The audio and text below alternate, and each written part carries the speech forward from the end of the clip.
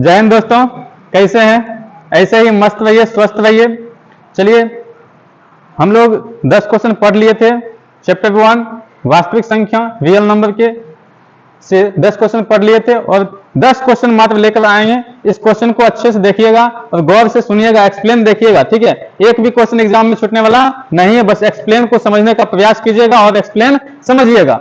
चलिए, question number 1 कहता है एक प्रमेय संख्या और एक अप्रमेय संख्या का अंतर होता है। एक प्रमेय संख्या और एक अप्रमेय संख्या का अंतर होता है। अंतर यानी डिफरेंस पूछ रहा है। एक प्रमेय संख्या होना चाहिए और एक क्या होना चाहिए, एक अप्रमेय संख्या होना चाहिए। तो कोई भी प्रमेय संख्या लेंगे, कोई भी प्रमेय संख्या, जैसे मंथली 1 क्या है, 1 भी एक प्रमेय संख्या। और कोई भी अप्रमेय संख्या लीजिए, कोई भी अप्रमेय संख्या लीजिए, जैसे √2 क्या है, अप्रमेय संख्या है। इसका डिफरेंस जो होता है, इसका डिफरेंस जो आएगा एक अप्रमेय संख्या आएगा। क्या आएगा? एक अप्रमेय संख्या आएगा।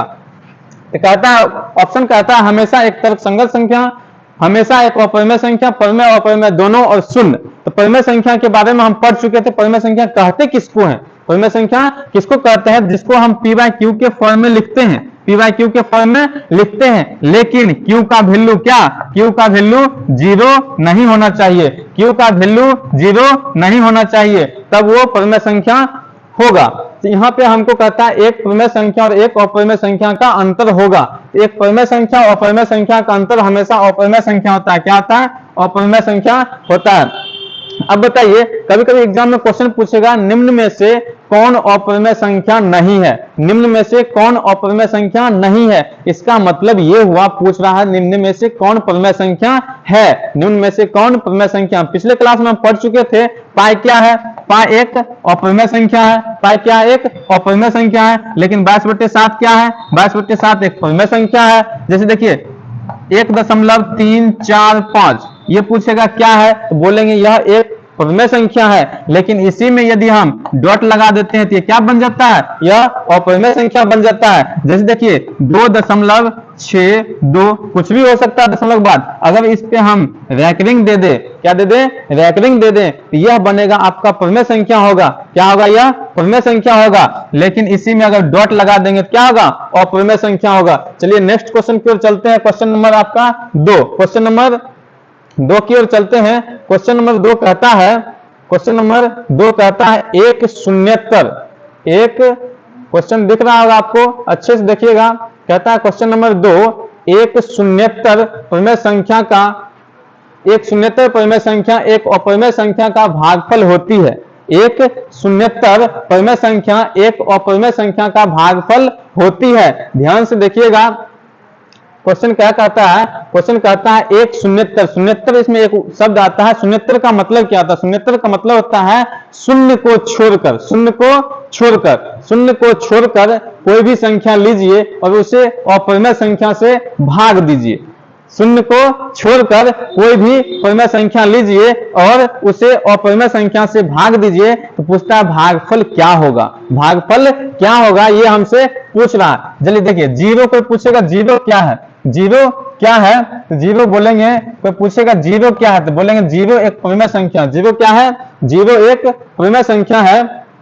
0 एक प्रमेय संख्या, 0 क्या है? 0 एक प्रमेय संख्या है। अगर 0 को अप्रमेय संख्या के साथ गुना कर देंगे तो क्या आ जाएगा? 0 आएगा। यानी क्या कहने का मतलब ये, यदि हम 0 को अप्रमेय संख्या से गुना करेंगे, क्या करेंगे?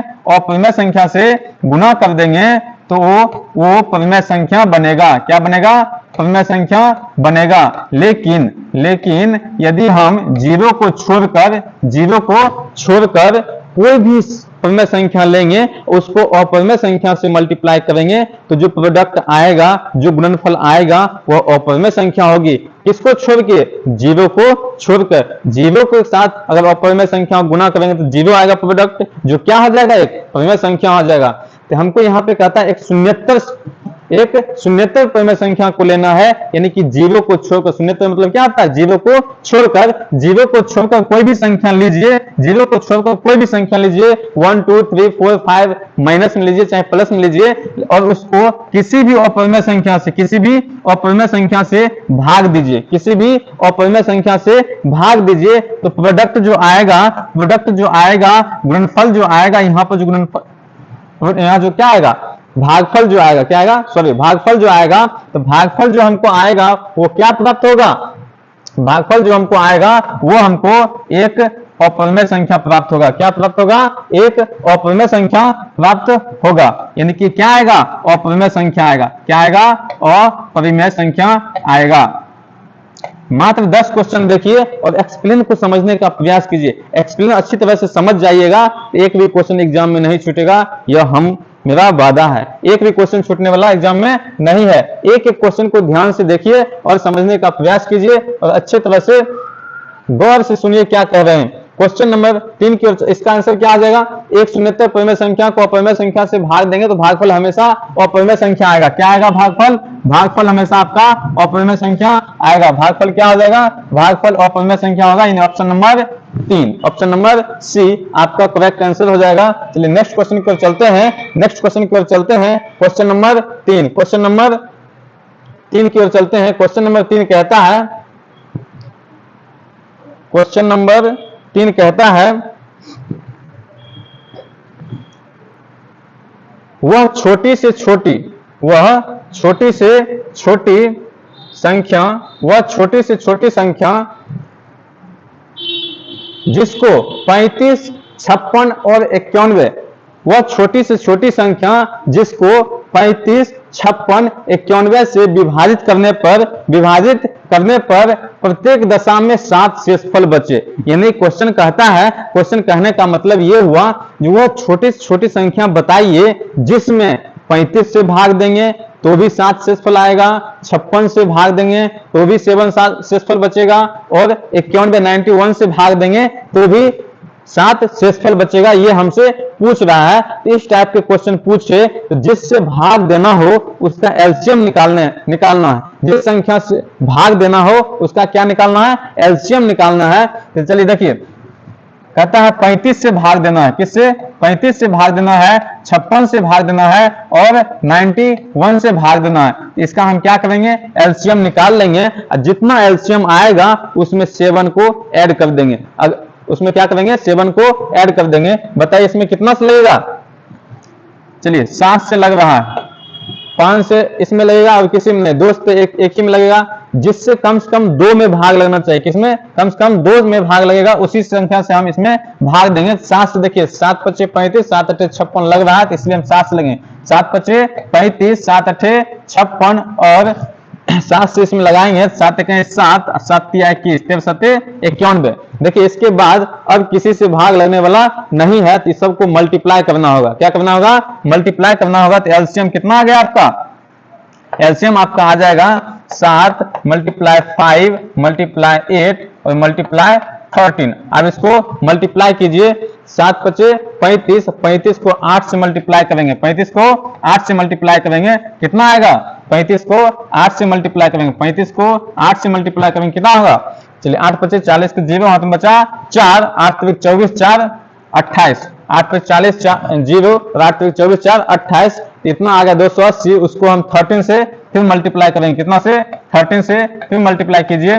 देखिए 13 को 0 से मल्टीप्लाई करेंगे क्या होगा, 0, 13 अठे 104, 104 क्या लिखेंगे, 104 के लिखेंगे 4। देखिए हाथ में बचा 10 और 13 में 26 और 10 36, 26 10 हो गया आपका 36, यानी 3640 इसका एलसीएम है। एलसीएम मतलब क्या होता है, लोएस्ट कॉमन मल्टीप्लाई। 3640 इसका एलसीएम है। एलसीएम के बारे में हम पार्ट 1 में बताएं, इससे फर्स्ट वीडियो में बताए हैं, एलसीएम एचसीएफ के बारे में डिटेल्स में बताया है, उसको अच्छे तरह से देख लीजिएगा, समझ लीजिएगा, यहाँ प्रॉब्लम नहीं होगा। अब देखिए 3640 इसका क्या आया, एलसीएम आया, और शेषफल कितना बचता है, शेषफल बच रहा है 7। इसमें 7 क्या करेंगे, ऐड कर देंगे, क्या करेंगे, ऐड कर देंगे, तो आपको यहाँ आ जाएगा 3647। 3647 कहने का मतलब ये 3647 वह छोटी से छोटी संख्या है। 3647 वह छोटी से छोटी संख्या है जिसमें 35 से भाग देंगे तो भी 7 शेषफल आएगा,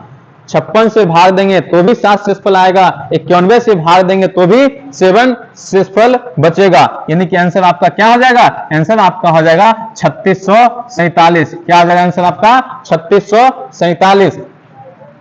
3647। दो संख्या के लिए, कितने संख्या के लिए? दो संख्या के लिए एलसीएम और एचसीएफ के बीच क्या रिलेशन है? एलसीएम गुने एचसीएफ इक्वल टू दो संख्या का गुणनफल। इससे एक क्वेश्चन एग्जाम में निश्चित रूप से आएगा, इसलिए इसको ध्यान में रखिएगा। क्वेश्चन नंबर नेक्स्ट की ओर चलते हैं। क्वेश्चन नंबर नेक्स्ट की ओर चलते हैं। क्वेश्चन नंबर नेक्स्ट कहता है, क्वेश्चन नंबर 4। चलिए क्वेश्चन नंबर 4 की ओर चलते हैं।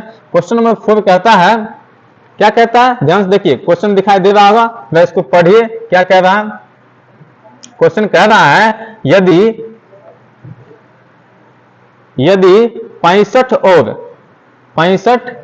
यदि 65 और 117 के एचसीएफ को, यदि 65 और 117 के एचसीएफ को 65p माइनस 117 के रूप में व्यक्त किया जाए, यानी दो संख्या दिया है 65 और 117, उसका एचसीएफ को किस फॉर्म में व्यक्त किया जाता है? तो 65p माइनस 117 के फॉर्म में व्यक्त किया जाता है। तो पूछता है बताइए p का वैल्यू क्या होगा? पूछता है बताइए p का वैल्यू क्या होगा? तो हमको 65 और 117 का एचसीएफ पूछ रहा है, एचसीएफ को व्यक्त किया है, तो हम सबसे पहले पता करेंगे कि 65 और 117 का एचसीएफ होता कितना है। तो चलिए निकालते हैं 65 और 117 का एचसीएफ। तो किस विधि से? चलिए भाग विधि से निकाल लेते हैं। चलिए गुणनखंड विधि से निकालते हैं। इसको क्या लिखेंगे? 5 लेगा, 5 गुने 13 इसको लिखेंगे, 13 × 5 = 65 और कुछ नहीं। चलिए इसका क्या लिखेंगे?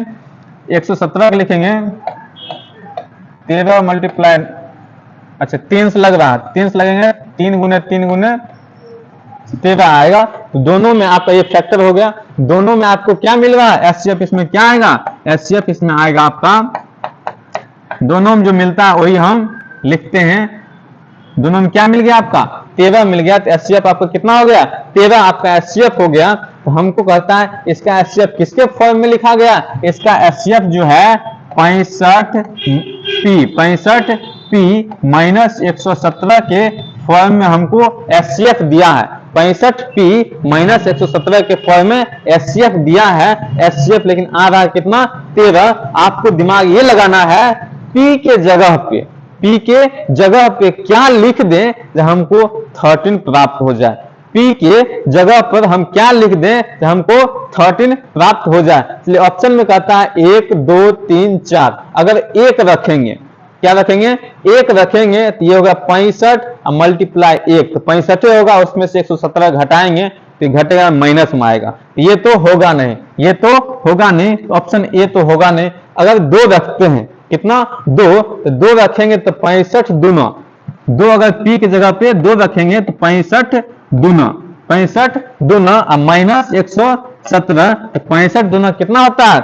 130। 130 में से 117 घटाएंगे, कितना आएगा? 13। इसका मतलब ये हुआ p के स्थान पे 2 रखेंगे, कितना रखेंगे? p के स्थान पे 2 रखेंगे, तब हमको एचसीएफ 13 प्राप्त होता है। इसका मतलब p का मान कितना होगा? p का मान 2 होगा। इसका मतलब p का मान कितना होगा? p का मान 2 होगा। तब 65 और 117 का एचसीएफ 65p माइनस 117 के फॉर्म में व्यक्त किया जा सकता है। इसलिए क्वेश्चन नंबर 4 का सही आंसर आपका कितना आया? 2। सही आंसर कितना आ गया? 2। नेक्स्ट क्वेश्चन की ओर चलते हैं। क्वेश्चन नंबर 4 हो गया है। क्वेश्चन नंबर कितना चलेंगे? क्वेश्चन नंबर 5 की ओर चलेंगे। क्वेश्चन नंबर 5 कहता है यदि, क्वेश्चन नंबर 5 कहता है यदि 26 156 का लॉस हो, यदि 26 और 156 का लॉस हो, 26 और 156 का लॉस हो, कितना दिया है?